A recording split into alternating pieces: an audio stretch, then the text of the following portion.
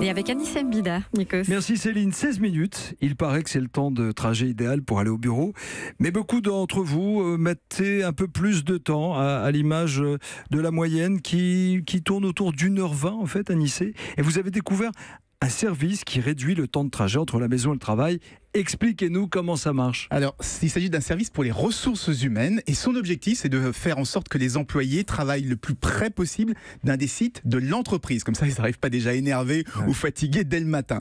Donc, c'est un programme qui fait le tour des employés et qui calcule pour chacun le temps de trajet, donc par des transports ou bien en voiture. Et s'il en trouve deux qui font à peu près le même métier, mais sur des sites différents, eh bien, il leur propose alors de changer leur poste pour qu'ils se rapprochent de leur travail. C'est pas mal, mais ça marche pas pour tout le monde en fait. Ça marche quoi pour les grandes entreprises avec plusieurs sites en fait. Ah oui, c'est là le petit bémol. D'ailleurs, les premiers clients de ce service sont dans la grande distribution. Il y a Carrefour, Franprix, Etam, etc.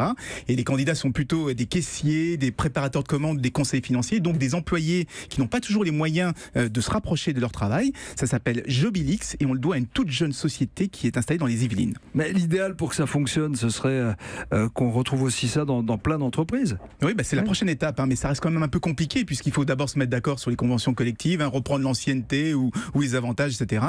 Mais à terme, c'est sûr quand on déménagera, on pourra très bien nous proposer de continuer à faire le même boulot, mais dans une autre entreprise, cette fois qui est beaucoup plus près de chez soi. C'est un bon service qu'il faut développer.